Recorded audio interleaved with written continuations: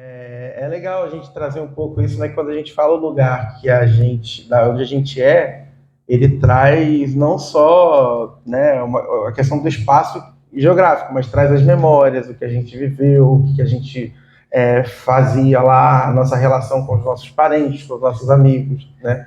Acho que muitos de vocês, principalmente os mais médicos, né, estão muito distantes de casa, né? E estão tendo que territorializar essa cidade aqui, que é Niterói, para vocês conseguirem viver aqui, né, apesar da distância. Enfim. É, eu vou apresentar a vocês uma pessoa também. Vou apresentar a vocês o Milton Santos. Vocês sabem quem é Milton Santos? Alguém sabe quem é? Não.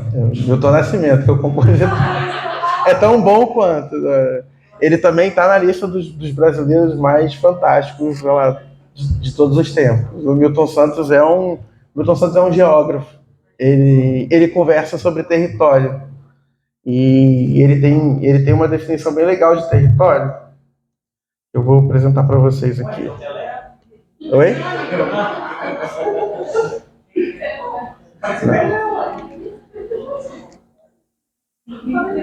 Cidadão do mundo, né? Como ele de fato teve vivências em muitos lugares, mas eu diria. Essa é a neta dele.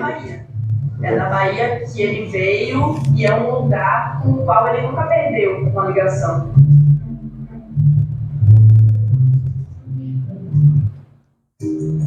Ah, sacanagem, ó. Propaganda de graça de antivírus aí.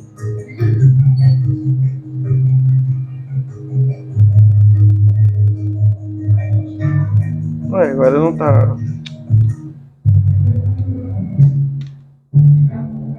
Então, Santos ele entende que o espaço geográfico só existe com o homem, um ser humano, produzindo sua cultura, suas técnicas, seus sentidos e suas ações. E a grande sacada dele do conceito de território é que território é o espaço geográfico tal como ele é usado. Não é uma questão abstrata, ele é sempre uma questão concreta. Então, ele é um território usado, ele é um sistema que combina os objetos que você tem disponíveis com as ações que você realiza a partir daqueles objetos. É uma coisa indissociável, um sistema indissociável de objetos e ações. E Madureira é o país do samba e do charme, é verdade isso? É verdade. É porque tem Portela, tem Império Serrano e tem o charme no viaduto. Então é possível você não ouvir um batuque, é impossível você não ouvir um samba. Madureira é isso. Você nasceu aqui? Ah, não. Calma aí. Vamos filmar essa parte? Vamos gravar. Você dá aí? Vamos embora. Eu vou passar aqui para vou adiantar um pouquinho. Meu avô, ele faz direito, né, como estudo, faculdade, lá na Federal da Bahia, na Universidade Federal da Bahia. E depois de formado, ele passa no concurso para dar aula de geografia na cidade de Ilhéus, no sul da Bahia. E aí eu acredito que seja nesse momento que ele vai se encontrar com a geografia, sair de um espaço tão urbano, né? Apesar de ter nascido na Chapada Diamantina, ele cresceu em Salvador, então ele se considerava de Salvador. E nesse momento da ida para Ilhéus é que ele vai se encontrar com um espaço geográfico diferente, com o próprio ensino da geografia, com outro tipo de alunado, outro tipo de cidade, um espaço onde o cacau era muito presente, não só como fruta, como consumo, mas também como produto econômico, como estrutura, né? Como aquela sociedade era construída. Então eu acho que esse é um momento crucial da aproximação dele, com essa visão do que é a geografia, do que é o território, do que é a construção social, de como pensar essa interligação entre esses diversos atores sociais que estão em constante interação para formar o mundo como ele existe. O que eu diria é que olhar para o Brasil a partir do seu território, porque a gente tem uma desordem. Entende? Quer dizer, há uma desordem em todos os campos da vida social. E a maneira, o que é o território? São as coisas, né? A natureza, as obras dos homens e a ação humana, tudo junto. Chega de vídeo, senão vocês vão dormir. Deixa eu pegar aqui. Voltar aqui.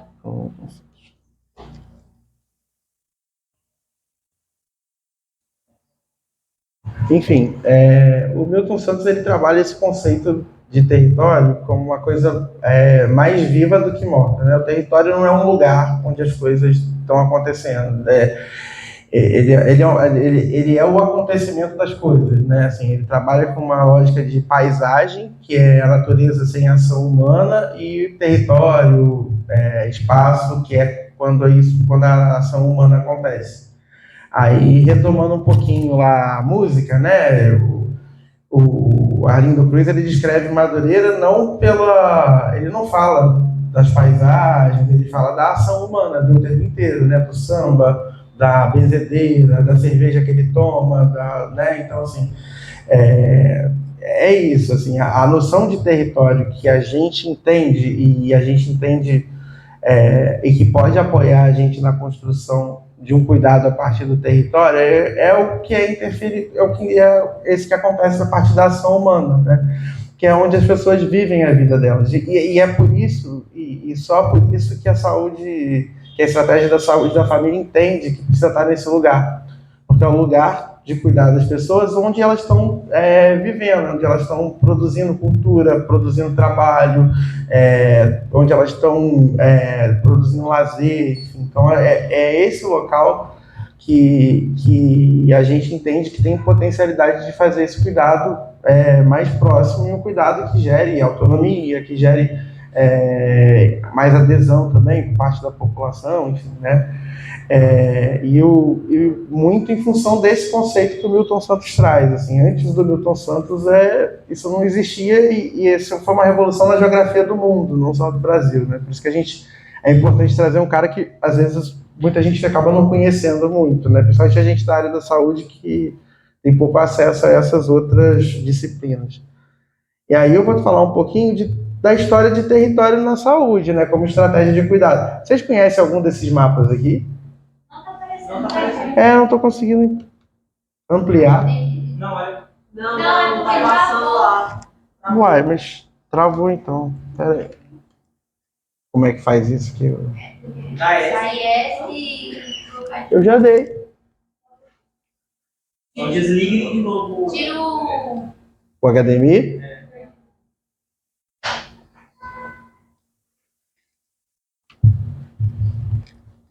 Aqui vai.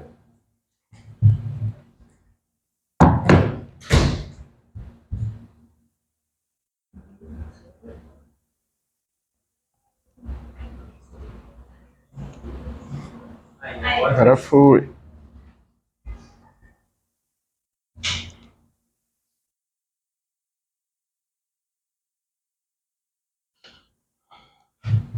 Vocês conhecem algum desses mapas aqui? Eu acho que o último, pelo menos o pessoal da estratégia conhece algo parecido.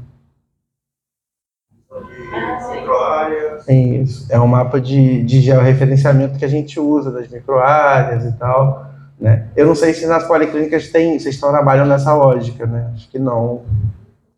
Mas esse mapa aqui é um mapa que o que a gente usa mais atual, né? Na questão de território, enfim. Se você entra nas unidades do PMF, você vai achar lá esses mapas logo na entrada. Esse primeiro mapa aqui é um mapa muito famoso, não sei se vocês conhecem. Eu falei dele, inclusive, na vez que eu tive aqui. Do cara que fez esse mapa aqui. Não, ele tem o nome... Não, falei da última vez que eu tive aqui. Ele tem o nome de personagem principal de série famosa. Ninguém lembra? Quem fez esse mapa aqui foi o Jon Snow, mas não foi o cara do Game of Thrones, não.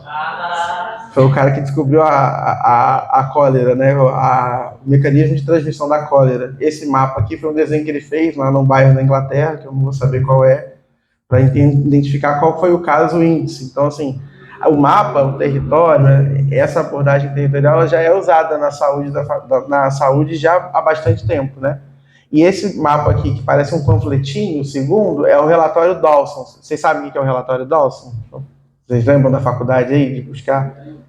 O pessoal do Mais Médicos talvez saiba, que vocês devem ter ouvido falar naquelas aulas lá do pessoal lá, mas eu sei que foi no início do ciclo, né, lá para frente. Mas o relatório Dawson foi um modelo de organização de serviço de saúde na Inglaterra que deu origem à atenção primária, que deu origem à lógica de territorialização na saúde. Então, esse aqui é um modelo que está. O mapa é pequeno, mas ele diz tem um hospital no centro e aí tem várias unidades, tem uma unidade de saúde no centro e tem vários outros equipamentos ali que ajudam. E esse aqui é um mapa que é um desenho que as equipes faziam, né, Nível, na época. Esse aqui não é de Niterói, eu não consegui achar nenhum de Niterói, mas mais ou menos a gente fazia no papel pardo, né, do PMF, ia desenhando antes de ter o georreferenciamento, de ter o GPS, enfim. A gente fazia mais nessa lógica desse mapa que está aqui. A questão de território da saúde ele tem muito a ver com a emergência da medicina como um fazer social, né? Assim, isso acontece na Europa, lá pelo século XVIII. Na França tinha uma preocupação muito grande de você organizar os territórios por conta de cemitério, saneamento básico. Na Alemanha tinha um rigor muito grande com o atestado de óbito, declaração de nascido vivo, de nascimento, enfim, né, uma lógica de polícia médica até, né, o médico tinha autoridade policial, às vezes, para definir as coisas, e na Inglaterra era uma medicina voltada ao trabalho, né, a sede da Revolução Industrial, enfim, e é um lugar que tinha muito essa questão de voltar o trabalhador para o trabalho, né? Então você tinha essa organização da medicina social para isso, né? E muito ligado às questões de território também, né? Então, ela denota ela começa a partir do momento que o Estado passa a intervir na vida coletiva das pessoas, né? E antes a gente não tinha uma organização de Estado antes que fazia isso. Com a questão muito próxima da questão da bacteriologia e tudo mais, a noção de território ela passa a ser apenas o espaço onde circulam as doenças. Então, durante bastante tempo, né, do final do século XIX até o meio do século XX, a gente não valorizou tanto o território no saber médico, no cuidado das pessoas. Era basicamente o lugar onde circulavam as doenças. Isso muda quando a gente passa a olhar para as doenças que não são as doenças crônicas não transmissíveis, hipertensão, diabetes, né, câncer, enfim, que a gente passa a entender que elas são doenças de causas complexas e que o lugar de onde a pessoa vive, onde ela mora, onde ela trabalha, passa a influir nessa condição de saúde, né? E é isso, assim, né? E aí, assim, a partir desse paradoxo, na saúde pública brasileira, né, surge um questionamento a essa questão mais preventivista, que é o que eles chamam da gente definir esse local de circulação de doenças, né, e de uma lógica mais de determinação social de saúde, né, por que na época da Covid, por exemplo, trazendo para a nossa época, um senhor de 80 anos de Icaraí tinha menos chance de morrer do que um menino de 30 anos do Caramujo, né? Por que isso acontece? Então, é uma questão de determinação social da saúde, de acesso a insumos, enfim, de uma série de questionamentos aí. Vou querer saber de vocês um pouquinho, até para eu poder descansar aqui e tomar uma água. Alguém tem uma ideia de por que a gente pensa o cuidado a partir do território na estratégia de saúde da família? Porque a gente pode pensar assim, né? Muitos países organizam assim, você tem uma carteira de pacientes, o serviço privado é assim, você tem uma carteira de pacientes, sei lá, 5 mil, 6 mil pacientes, eles acessam o seu consultório e você é responsável por aqueles pacientes que te acessam, né? Vários serviços públicos acontecem assim. Vocês têm uma ideia de por que no Brasil e por que em outros locais, na Inglaterra, enfim, se optou por essa lógica mais territorial? Então, quem tem palpite? Por causa do risco de vulnerabilidade, de cada território. De vulnerabilidade. De epidemiologia, extensão do território. Acho que um pouco de tudo isso, assim, né? Alguém quer falar? Acho que até um controle também, né, da população, da quantidade de trabalhadores de cada território. Acho que, antigamente, principalmente, né, tinha muito essa visão, como você falou, da medicina como até um mecanismo de controle social mesmo, não como de direito, né, mas como de controle. Então, acho que pode ter alguma coisa a ver com isso. Às vezes, territorializar também é uma forma de controlar, de certa forma, ali, né, dividir em pequenos espaços é mais fácil de você organizar e controlar aquilo. Só não concordo com antigamente, que ainda rola bastante. Mas, assim, é isso, assim, acho que tem um pouco de cada coisa que você falou, de cada coisa que vocês falaram, assim, né? Tem uma questão de você garantir a questão da equidade, né? Então, você cuidar de territórios mais vulneráveis de forma mais adequada para esse território. Então, a equipe que está no território mais... Se você organiza por território, a equipe que está naquela unidade que tem, por exemplo, vocês que estão na UBS do Morro do Estado, para quem está na UBS Sérgio Arouca, tem um olhar diferenciado para aquela população, né? Tem que entender quais são as dificuldades, os dramas que aquela população vive, que são diferentes da população que é atendida no Sérgio Arouca, assim, na maioria dos casos, né? A Vila também, para o Maceió, embora sejam... né, você tem a questão de favela, de violência em ambos, né? Você tem questões regionais ali que são muito diferentes, né, do território. Então, você tem essa questão, né? Tem essa questão organizacional do sistema, né? Que o SUS é um sistema de saúde que foi pensado a partir desse relatório Dawson, então ele também é pensado regionalizado para uma questão de organização mesmo, para garantir o acesso às pessoas, né? E tem essa questão do controle, né?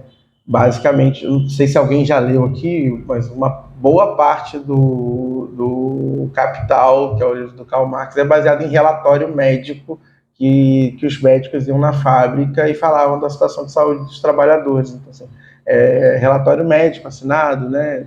Enfim, isso. Assim, então, você tinha muito essa questão do controle e tem ainda um pouco nisso, né? Assim, acho que tem uma lógica de controle, inclusive tem iniciativas, né, a estratégia de saúde da família, ela é montada, financiada pelo Banco Mundial. O Banco Mundial, o Brasil naquela época devia muito dinheiro para o FMI, assinou um acordo, precisava montar um pacote básico de serviço para a população para dar uma satisfação para o Banco Mundial. E a estratégia de saúde da família durante muito tempo foi esse pacote básico de coisinhas e que elas ficavam separadas do resto dos serviços de saúde. A coisa foi melhorando mais para frente. Assim. Acho que alguém levantou a mão. E também para poder, a parte de epidemiologia, né? Saber em que território está acontecendo alguma coisa, por exemplo, quando tem surto de varicela, sarampo, essas coisas, a gente consegue manejar mais se é só uma epidemia, se já vai ser algo mais maior. Sim, né? E Jon Snow. E a gente tem, assim, de 2010 para cá, gripe suína,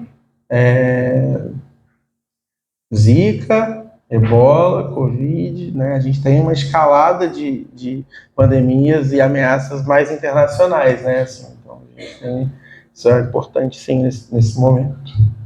Gostei da participação de vocês. Então, eu vou falar agora um pouquinho de territorialização, que é o ato da gente entrar no território, né? A gente chega na unidade, primeiro dia, conhecer o território que a gente está trabalhando, conhecer aquele lugar, qual é o lugar que eu posso ir, qual é o lugar que eu não posso sozinho, quem que são os meus pacientes mais vulneráveis. Então, assim, isso tem uma metodologia de fazer, tá, pessoal? Isso não é uma coisa tão intuitiva, não. E nem os ACS de vocês, por mais que eles não tenham isso anotado, eles fazem de forma intuitiva. Eles acabaram desenvolvendo ali uma forma de fazer e tal. Talvez eles não tenham isso escrito, mas eles desenvolveram toda uma metodologia para chegar no lugar e tal. E facilita muito o fato deles serem de lá, né? Isso ajuda muito. É isso. O SUS é fundamentalmente um projeto de atenção territorializada, né?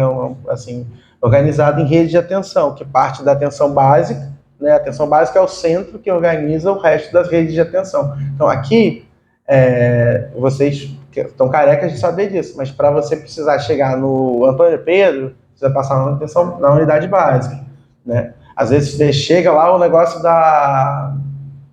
da policlínica, que o especialista viu e tudo mais, chega o papel para vocês reinserirem na plataforma de regulação.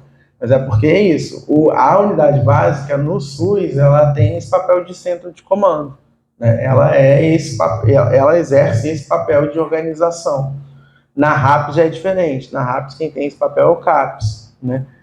A territorialização na atenção básica é um processo social e político, né? Que ela é importante para a Constituição, para a gente garantir os princípios constitucionais do SUS. Alguém lembra aí quais são os princípios constitucionais? Universalidade, integralidade e equidade. Isso. Oi? São os princípios do SUS, não são da PS, para não confundir. Que a PS tem os princípios da PS, que são aqueles 4 principais e 3 coisas, né, que a gente às vezes confunde mesmo. Mas é isso. Universalidade, integralidade e equidade, não é isso? Da EPS, Coordenação do cuidado.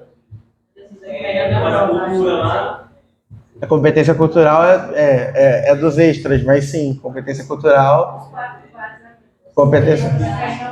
As 2 abordagens, vocês lembram? As 2 abordagens. Acesso é um. Acesso, isso. Integralidade, repete.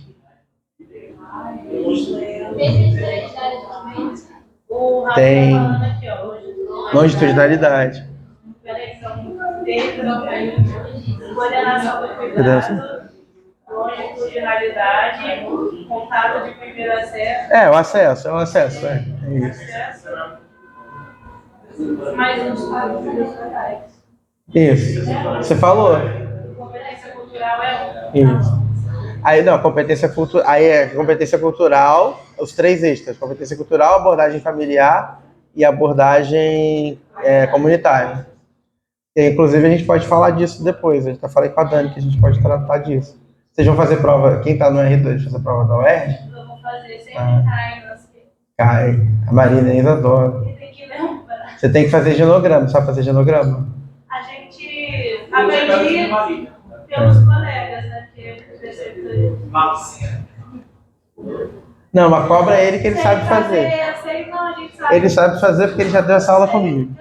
É só que a gente tá vendo sempre. Sim. Mas cai bastante genograma. Uhum.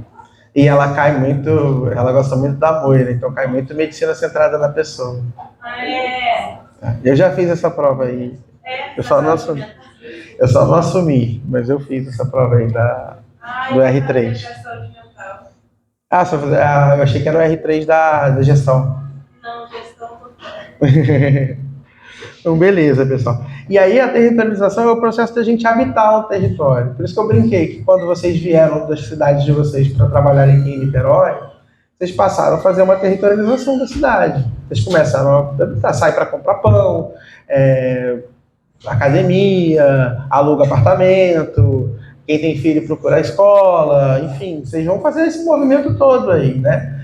Que é um movimento que vocês fazem naturalmente. Na atenção primária, a gente faz um pouco disso, mas é claro, nem todo mundo mora no lugar que trabalha, né? Mas a ideia é um pouco isso, entender como que as pessoas fazem as coisas delas lá. Quais são os principais equipamentos, quais são os outros órgãos do Estado que tem lá, né? Quais são as principais lideranças comunitárias, do que as pessoas adoecem lá, se tem algum problema ecológico, se tem lixo, se não tem coleta de lixo, se não tem saneamento. Basicamente é isso, né? A gente lá, quando eu estava na residência lá no Rio, a gente na unidade não era uma coisa da residência, a gente na unidade tinha um cursinho de territorialização que a gente fazia com os residentes, que a gente propunha em 4 etapas, um movimento de fazer essa territorialização, escrever um documento, assim, e até podia virar o TCC, né, que eles lá tinham que fazer um TCC. E aí eu até trouxe aqui para vocês verem, mas primeiro eu vou falar de uma outra coisa, que assim, uma das formas de combater a estratégia de saúde da família, o SUS, o que a gente tem visto ultimamente, é a questão da desterritorialização, que basicamente é o que vocês estão vendo, né? A Niterói não tem culpa nisso, né? Isso é uma questão da época do Ministério, que na PNAB criaram as equipes GAP. E as equipes GAP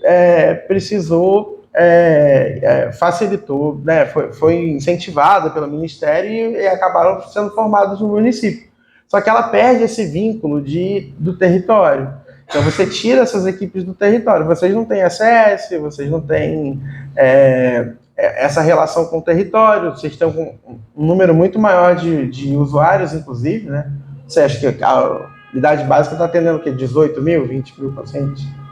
Eu não sei se tem dividido por equipe, eu não sei como é que vocês fazem essa divisão, mas é complicado, assim, nesse sentido de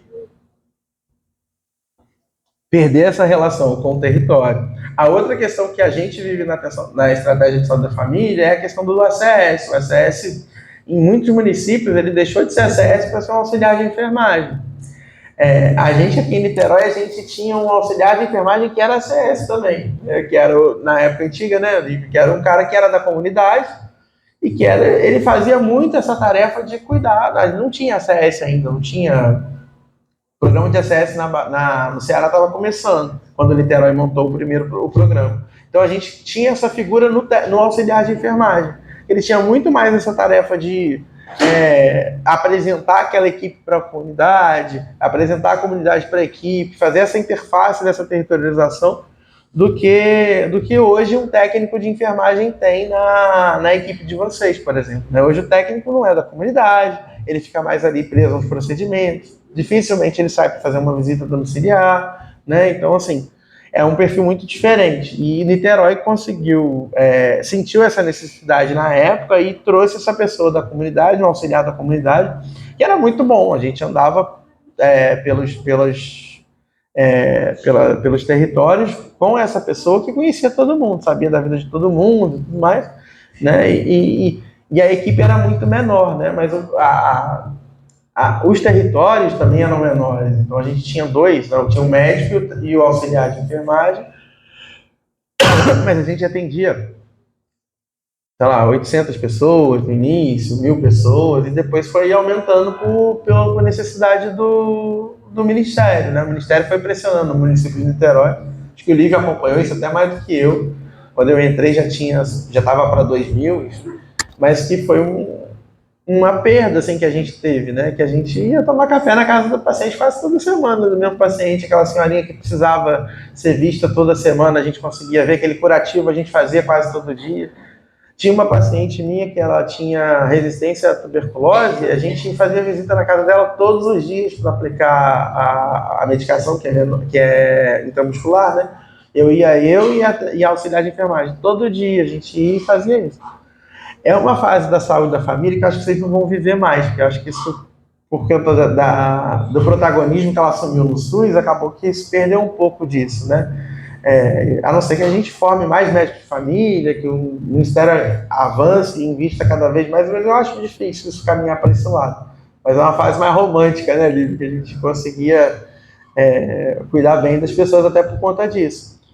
Mas a gente ainda está no município que garante 2.500 pessoas e para um país que está garantindo 4.000, 5.000, os municípios vizinhos aqui, Maricá, Rio, equipe de 6.000, 7.000 pessoas, que é um absurdo, não dá para cuidar de ninguém nessa quantidade toda. E aí, uma das coisas que também garantiu essa desterritorialização foi o Previne Brasil, que também parou de financiar as equipes na ASF, parou de financiar, trouxe dificuldades para o financiamento do território e tudo mais, e o trabalho do ACS passou a ser muito mais um trabalho de cadastro e de conferir cadastro para garantir que o financiamento seja executado do que qualquer outra coisa, né? Então o ACS também perde aquela função de estar ali. Não perde, ele acumula, mas aí como ele acumula, aquela que dá menos financiamento, ele acaba perdendo também. Então a gente tem essa questão. Aí eu vou mostrar um pouquinho os trabalhos que a gente fez lá no Rio. Aqui são duas equipes diferentes. Uma equipe que é a equipe Guarani, que ela no posto 6, não sei se vocês conhecem ali a geografia lá de Copacabana, mas ela no posto 6, na área do Forte ali. Ela é uma equipe que tem dos lugares com maior IDH do Rio de Janeiro, assim, de índice de desenvolvimento humano, e na mesma unidade, a equipe Poti, que era até a minha equipe, né, embora lá no Rio a gente passe em todas, mas assim, que era uma equipe que era no Morro dos Tabajaras, que fica ali na Siqueira Campos, eu não sei se alguém conhece ali, Copacabana, que tinha uma unidade que tinha o PP, que tinha mais violência, que tinha uma unidade mais favela mesmo, né? A gente tinha um prédio só na equipe Poti, que era um prédio, que era um condomínio que ficava de costas para a favela. Vocês sabem o que é isso aqui? Esse desenho aqui, essa pirâmide aqui? Vocês sabem o que é isso? Quem lembra da aula de geografia? Sobre idade da população. Isso aqui é uma pirâmide etária. A gente não sabe, a gente não tem isso no PEC, infelizmente. No prontuário eletrônico que a gente tinha lá, ele dava a pirâmide etária.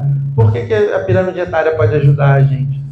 Planejamento de ação, né? Se você investir mais, direcionar mais os seus recursos para um público específico. Se a criança, vacinação, programa saúde na escola, sair do né? E ver também a epidemiologia relacionada a essa faixa etária, né? Tipo, tem mais idoso, vai ter mais doença crônica, se tem mais criança, vai ter mais doenças de criança, pererra. Vocês sabem ver qual que tem mais idoso? É que está invertido, né? É isso mesmo. Nessa equipe aqui, na Guarani, a gente tinha mais idosos acima de 90 anos do que criança menor de 1 ano. Que era uma característica do território. Então a gente tinha muito caso oncológico, tinha muito aquele paciente que ia para lá para trazer aquela pilha de exames que vocês adoram, né? Paciente que era atendido clínica particular, que vinha com pedido para ser preenchido e tudo mais. E na equipe da Poti, que era uma equipe de favela, a gente tinha mais a questão de criança, principalmente adulto jovem, né?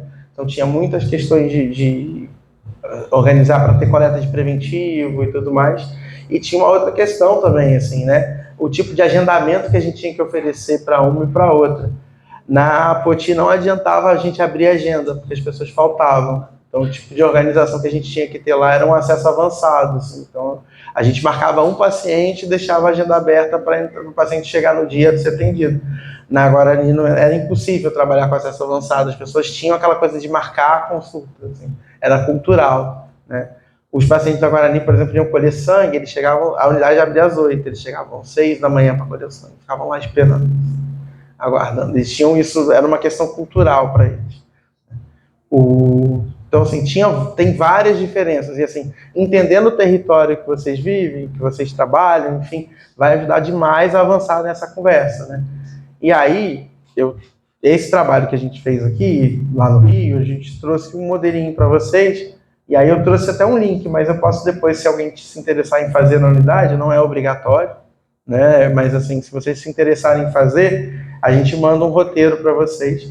Ele é feito em 4 etapas, assim. A primeira etapa é conhecer o território em geral, que vocês já devem ter feito isso com a CS, quando chegam na unidade. A segunda etapa é de entender os equipamentos de saúde que tem ali, do equipamento do Estado. A terceira etapa é de entender a população que se atende, escolaridade, se você tem dados do IBGE para isso. Eu acho que ainda não tem, porque eu acho que o censo ainda não publicou o dado de bairro. E acho que o PEC ele não dá todos esses dados. Mas acho que dá para fazer alguma coisa assim relacionada à PEC, para entender pelo menos o número de diabéticos, o número de tuberculosos, isso a gente consegue ver aqui. Eu não sei se vocês conhecem essa ferramenta do prontuário eletrônico. Já está acabando, pessoal. Que é essa parte aqui do acompanhamento de condições de saúde. Vocês conhecem isso? Se você vem nessa abinha aqui do PEC, acompanhamentos, ele vai dar condições de saúde, busca ativa, cidadãos vinculados e território. Território aqui é basicamente casa. É uma questão mais para os ACS verem se aquela casa está com o cadastro completo ou não. O que vai pegar aqui para a gente é condições de saúde. No prontuário eletrônico você já consegue ver as suas gestantes, né, o puerpério aqui, eu vou clicar aqui no gestante para vocês verem. Aí tem a lista delas aqui, ó. A última consulta, tá vendo? Há 10 dias, há 28 dias. Então, aquela planilha que a gente fazia, aquela que era no papel, que Marilza fazia e tal, ela veio toda para cá agora. Agora tem essa modernidade aqui. Eu ainda cheguei depois a fazer planilha de Excel, mas agora não é, nem precisa, tem tudo aqui. Dá para vocês se organizarem por aqui. Que é uma mão na roda, assim, né? Ver qual gestante precisa vir, qual não precisa. Isso ajuda para, assim, pessoa idosa, desenvolvimento infantil, saúde da mulher, hipertensão, diabetes. Depois vocês dão uma olhada aqui, que facilita muito esse trabalho, né, de cuidar do território, de cuidar desse grupo de população adscrita, né? Então, isso aqui facilita demais. Deixa eu mostrar aqui para vocês. E aí, a última coisa que eu não falei aqui é a estimativa rápida, que é a parte mais legal da territorialização. Alguém já ouviu falar em estimativa rápida? Não. Estimativa rápida é um modelo de você entrevistar alguém da comunidade que seja uma pessoa relevante, assim, que tenha um conhecimento mais profundo das questões daquela população, e ela ajuda a gente a entender qual que é os principais motivos de adoecimento ali, qual que é a principal profissão que o pessoal trabalha. A gente fez agora, final, 13 de outubro, a gente fez com o pessoal da colônia, com os pescadores lá em Itaipu. A gente fez uma conversa com eles, assim, sobre isso, né? Para pegar quais os principais motivos de adoecimento, de acidente. Aí eu nem sabia, tem a espinha do bagre, que é uma causa importante de acidente lá. Eu nem sabia que o bagre tinha espinha, mas enfim.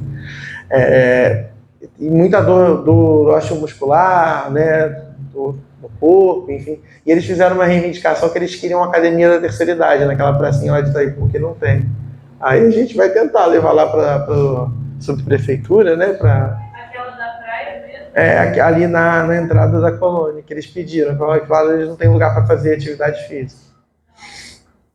Mas assim, é bacana. E a estimativa rápida, ela ajuda bastante para a gente entender, pelo olhar daquela população, o que precisa ser melhorado. E é uma forma também da gente incentivar a participação popular ali, né? De fazer essa pactuação e tudo mais. E é bacana depois fazer essa territorialização, organizar direitinho, se apresentar não só na unidade, mas apresentar também para a população, para ver se aquilo de fato bate, né? Então é um desafio bacana fazer isso. Depois eu vou disponibilizar para vocês, eu deixei o link aqui, mas o link não pegou, mas aí eu disponibilizo o roteiro para vocês, eu modifiquei aqui e mando para vocês. Aí vocês pegam meu contato no WhatsApp, o e-mail, e pedem que eu mando para vocês. Pessoal, basicamente a conversa foi essa, assim, alguma dúvida, vocês querem perguntar alguma coisa? Querem contribuir de alguma forma, trazer alguma experiência?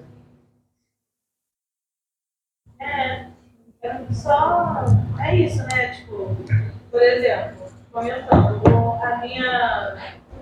a nossa área do Raul, né, o 311, assim, na mesma CS, né, a microárea, na mesma microárea, mais delimitado ainda, tem a entrada do lago, que tem a boca, e no mesmo lado tem o condomínio 7 de setembro, que é uma população totalmente diferente. E aí já muda totalmente, tipo, os pacientes da boca são bem mais fragilizados, são mais jovens e tal, e os pacientes do condomínio são idosos, com hipertensão, diabetes, câncer. Então, tipo, é muito interessante o ponto que no mesmo lugar, com menos de, tipo, o território é muito dinâmico, né? Menos de, sei lá, 200 metros de distância, tem uma distribuição demográfica tão diferente de gente. E o quanto que é diferente o modo como você chega no lugar e chegar no condomínio. Eu chego de outra forma, com outra abordagem, e chego, tipo, na boca com outra abordagem, né? Tipo, não fico com o meu celular na mão, fico alerta. No condomínio eu já chego, tipo assim, às vezes faço ligação na porta do condomínio. Então é muito interessante isso mesmo. Tipo, é importante a gente... Essa é a competência cultural também, né? Você entender, né, como chegar em determinados lugares do território, como falar com diferentes tipos de pacientes. E aí é só isso mesmo. Isso é muito maravilhoso na medicina de família e comunidade. É uma coisa que essa diversidade chega até a ser uma coisa assim, de interpretação de papéis mesmo, que é uma coisa interessante, sabe? O quanto você se adapta para poder chegar ali a mensagem para diferentes pessoas. Na faculdade, né, na faculdade, pelo menos na minha, a gente viu algumas ferramentas nacionais, né? Nasce dos livros, mas Isso. é uma ferramenta útil para a gente, considerando que é território, ou ainda não sei como está sendo feito, né, a alimentação desses dados, se ainda é feito, ou Você fala do DataSUS, né? o DataSUS. Não, então, o DataSUS ele é muito bom para município. Para município, acho que não pega bairro. Assim. Agora, para dado de equipe, geralmente o prontuário eletrônico ele ajuda mais. Assim. Mas, assim, muitas vezes você vai precisar fazer sobre o município de uma forma geral. Assim. No passado, eu tive que fazer um trabalho extra, uma consultoria, falando de Niterói. E aí eu usei muito o DataSUS. Muita coisa de lá. E é bacana.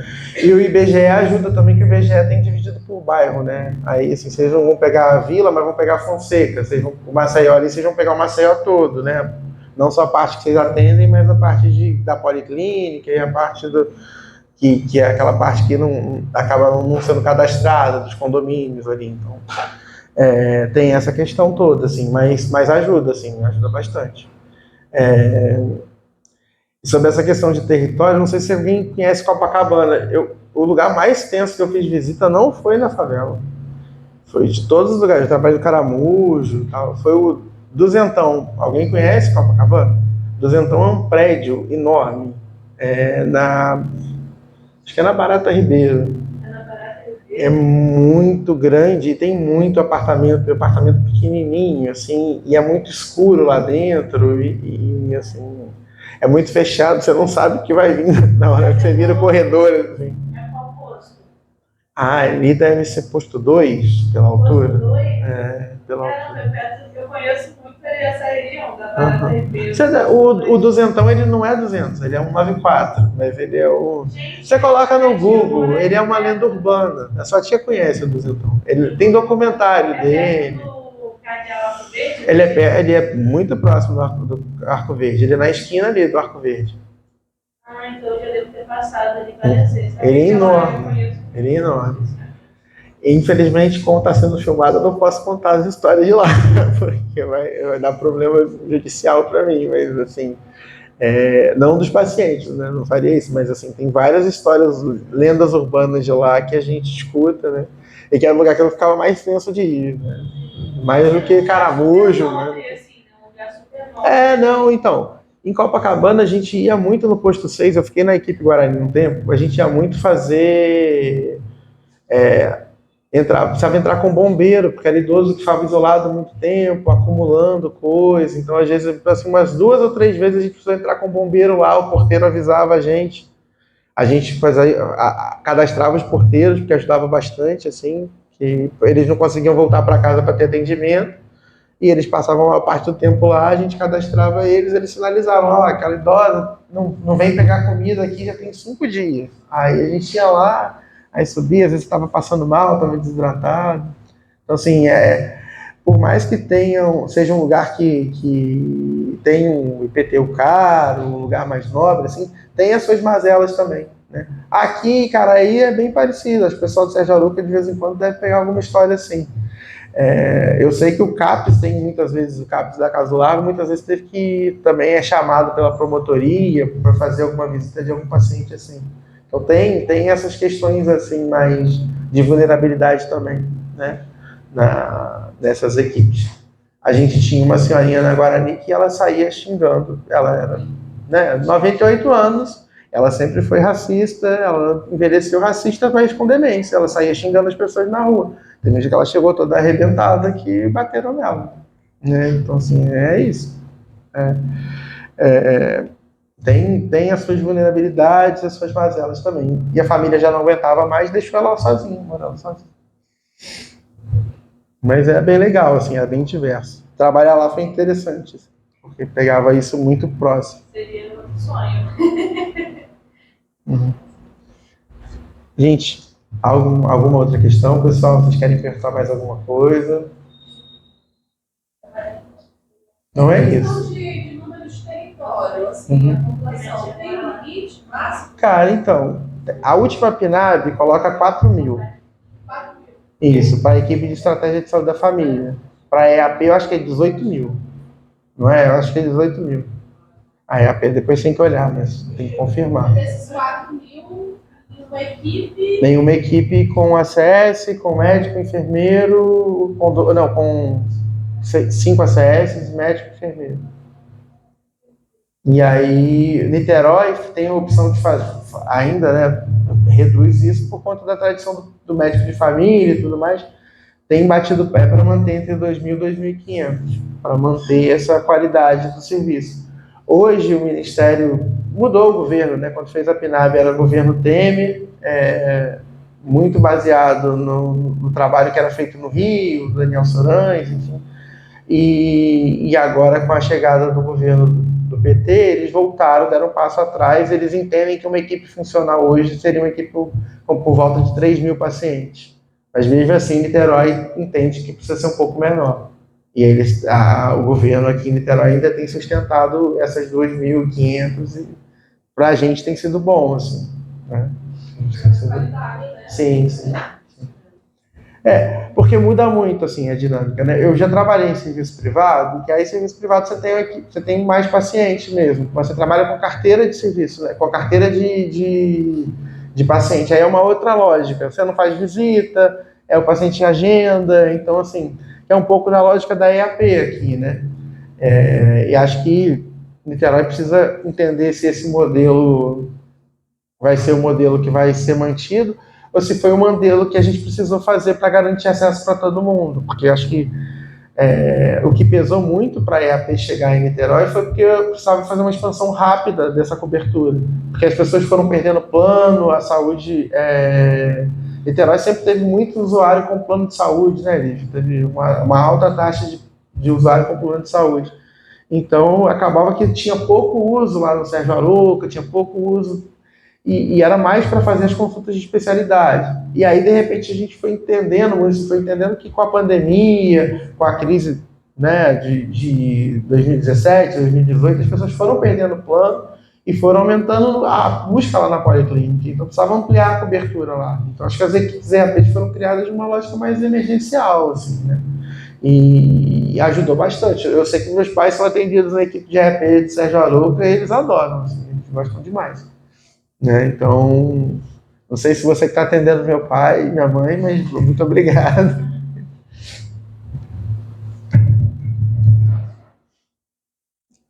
E aí, pessoal?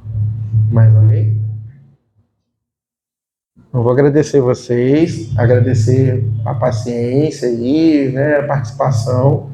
Eu sei que está todo mundo reta final de ano, reta final de residência, vocês estão aí ansiosos com revalida, espero que tenha dado tudo certo aí para vocês, que vocês tenham conseguido boas notas, que vocês já consigam esse CRM aí para continuar trabalhando aí com a gente, né, e procurar outros voos também, que eu acho que vocês interessam tanto, tá bom? Sucesso aí para vocês, pessoal. Obrigado.